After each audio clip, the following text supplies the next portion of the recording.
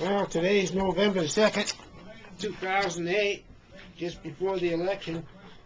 I just got a letter from Joe Wurzelbacher from Holland, Ohio, a friend of mine, otherwise known as Joe the Plumber, and he says, "Hello, Hank. My thoughts on Kafka concerning what we were talking about last time are that he lived his existential corruption of traditional religious convictions. The Talmud thronged his chromosomes. However, he overcame that stigma by slamming his fist on the door of nothingness, not trying to gain admittance, but just to hear the sound of his hand hitting wood in the koan sense. The door that never opens, yet many pretend to open it and then get a publicist to handle the response or build a church to collect donations." And he continues, for some reason it's in a smaller print, he goes, he calls this section, "I got this from a friend of mine that made me start thinking about what's going on with McCain and Obama.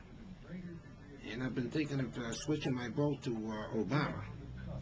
But anyways, the friend says, I don't know who the friend's name is of Joe, but he's got this: "The pluralism of the axis of evil, the current renter in the White House, since he stole the papers of entry from the wacky cracky bone people, wearing the black robes, haunting the murky laws of the land, the proof that he got them drunk on gully wash, stuffed their secret bank accounts with big money, and perpetrated some unmentionables that, if now revealed, would compromise national security and destroy the blind faith of the masses. Concerning the upcoming presidential election, who has the best opiates crushed into the crucible of vague ideals that some willingly, some desperately shoot up our expectations with, and most importantly promise the chance to make big money. Big money. Arachnid. When I first saw the evil one, I broke into sweat and shiver. He weaves the web of lies, and his illegitimate son, McCain, into which many have tumbled, thrashing for their lives, from which he sucks the entrails. Yet he does not write the script. His mother and father do. Cheney and other unmentionables think through his haiku thoughts, minus the Zen. Haiku of straw, that the masses of the faith world embrace a simple and straightforward wisdom tempered with determinism. We will not fail in our battle against terrorism," says the Arachnid. "Where will the articulate shadows fall in 2005?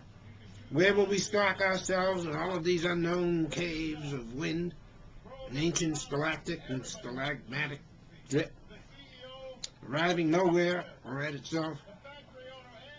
The king of pleading words, pleading for God to love and self-perishing." And it continues, "For the very thought of God, God, God, how I love thee, this spiritual atheist who has wrestled the angel of doom, earning kudos for standing tall with phenomenological pride and not genuflecting to the requirements of the opiated crowd." Well, this all got me thinking. Yep. This is Sunday morning.